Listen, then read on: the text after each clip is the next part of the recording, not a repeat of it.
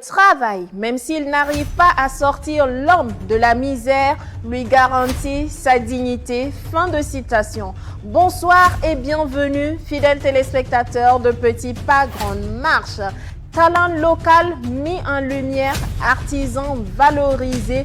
Petit Pas Grande Marche met en exergue le métier d'artisan accessoiriste. Tout savoir sur ce métier, ce Zoom nous en dit davantage.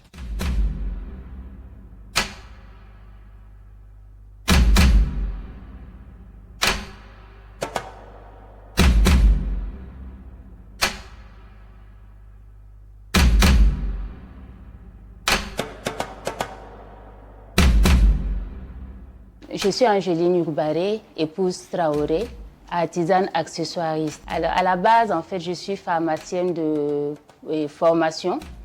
Et ce n'est pas mon activité de base, c'était venu par passion. Alors, il faut dire qu'en fait, j'ai fait mes études à Dakar. Et étant étudiante là-bas, je faisais des colliers en perles que mes amis, ma famille, en fait, aimaient bien. Et je faisais ça en fait pour offrir même. Et j'étais fiancée à l'époque. Et c'est mon fiancé qui a trouvé que ce que je faisais était beau. Et il m'a donné l'idée en fait déjà de créer une page Facebook qu'il boostait, où je présentais mes accessoires, mes bijoux. On a étudié, on a mis en place un plan. On s'est assis, on a étudié ce que nous voulons présenter d'abord, des choses qui sortent de l'ordinaire. Et on allait vers les tisseuses qui font le faso d'Anfani. On a étudié les textures, les matières, les coloris que nous voulons. On a mis 2 ans pour pouvoir mettre en place en fait tout ce que nous voulions produire. Et après 2 ans, on a lancé notre marque.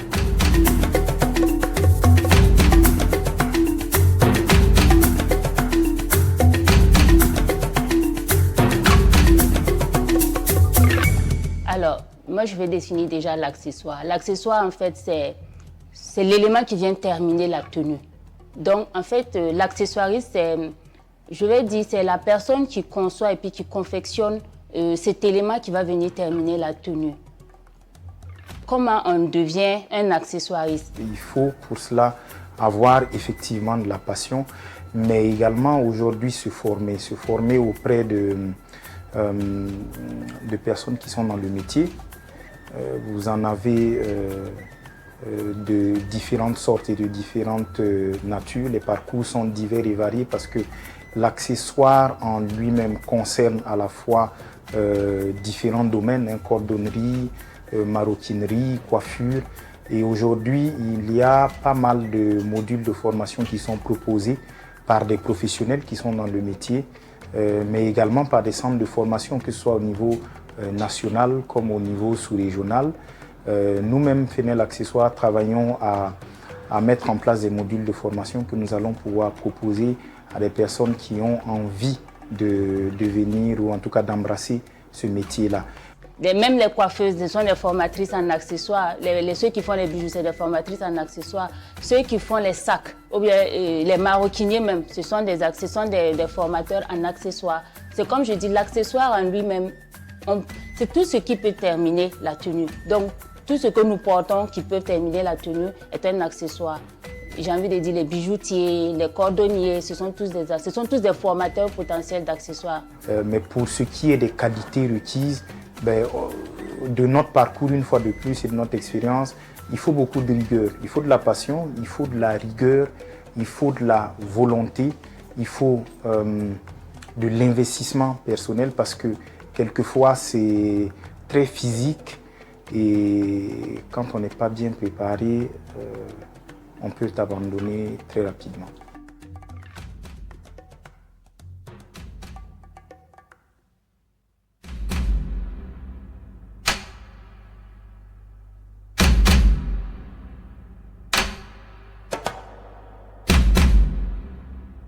Alors, la maison conçoit et produit des accessoires en utilisant comme matière de base le faso d'Anfani.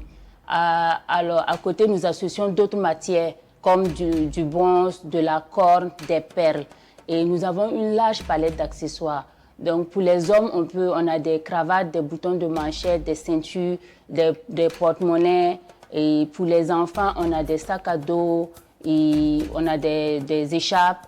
Je reviens encore sur les hommes, nous faisons des chaussures. Nous produisons des chaussures de ville, des sorties de sortie. Et pour les dames, on a des écharpes, des bijoux, des sacs à main. On a même également de la lingerie intime que nous appelons des nuisettes. Et nous faisons accessoirement, nous avons une petite ligne de tenue que nous accessoirisons avec des perles principalement. La matière de base est le faisceau d'Anfani, mais à côté nous utilisons du cuir, du bronze, de la corne, du bois d'ébène, des os, pour ne citer que ça.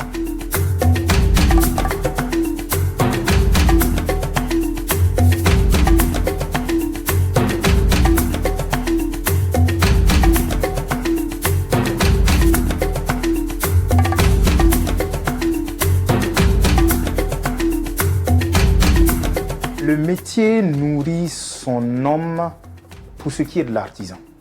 Voilà, pour ce qui est de l'artisan, oui, parce qu'aujourd'hui, on a des artisans qui sont pleinement épanouis dans ce qu'ils font, qui sont à des niveaux de salaire, quelquefois, qui sont insoupçonnés pour le commun des mortels, comme on le dit. Maintenant, pour nous-mêmes, il faut dire que c'est c'est un investissement de long terme. C'est un investissement de long terme dans la mesure où nous avons des consommateurs qu'il faut encore éduquer à l'accessoire déjà, mais éduquer aussi aux produits déjà made in Burkina. Bon, ici, ça s'installe de mieux en mieux dans l'imaginaire commun. Et on va dire qu'au fil du temps, c'est quelque chose qui va très certainement nourrir pleinement son homme. Je m'appelle Tsenelbeo Anastasie. Je fais les perlages et le tissage. J'ai choisi ce métier parce que j'aime mon travail en fait. J'aime faire le perlage et le tissage. Ça me permet de vivre. C'est bénéfique parce que le fait même de savoir faire un métier avec mes 10 doigts, c'est bénéfique pour moi. Ça me permet d'avoir de l'argent à la fin du mois, de prendre soin de moi et m'occuper de ma famille. Oui, c'est important qu'une femme travaille. C'est important qu'une femme sache faire quelque chose de ses 10 doigts. Parce que à l'avenir, pour pouvoir s'occuper d'elle-même, de ne pas dépendre de quelqu'un d'autre. Pouvoir aider son mari aussi dans le foyer.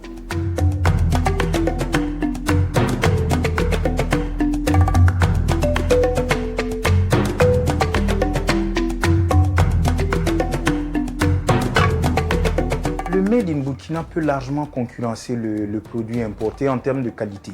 Sinon même que nous faisons certainement mieux que l'importé parce que il y a du cœur qui est mis. Nous avons de très belles matières premières qui sont disponibles et nos artisans ont du talent, ont véritablement du talent. Maintenant, c'est vrai que les produits made in Burkina peuvent encore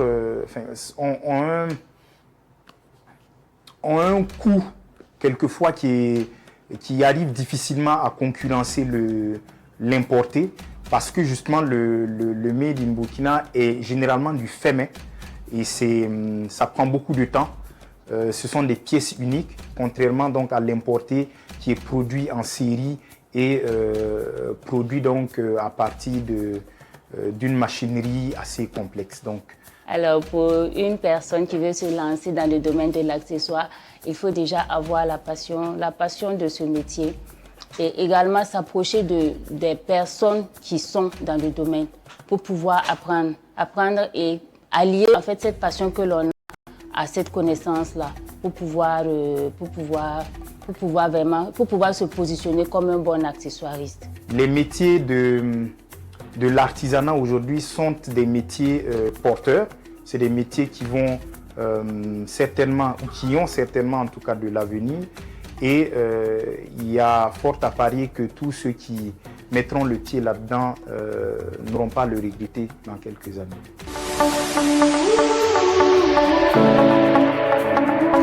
Être à l'écoute du besoin des consommateurs. Être à l'écoute pour anticiper sur les innovations des services. Ce sont les défis de la Banque commerciale du Burkina et sa force réside dans sa capacité d'écoute. Nous sommes proches parce que nous avons développé des enseignes au plus près des clients. Nous misons sur le digital sans déshumaniser nos guichets. Nous sommes sociables parce que nous avons l'expérience nécessaire dans le service bancaire au Burkina et dans l'accompagnement de l'économie nationale et nous sommes toujours proches de nos populations. Nous sommes conquérants parce que nous explorons de nouveaux produits adaptés aux besoins de nos clients. C'est notre responsabilité d'entreprise citoyenne et c'est la fierté de nos équipes. BCB, la banque qui vous comprend. Merci de votre fidélité à l'hebdomadaire Petit Pas Grande Marche. En espérant avoir suscité des vocations, je vous dis à la semaine prochaine. Croyez en vous. Bonsoir.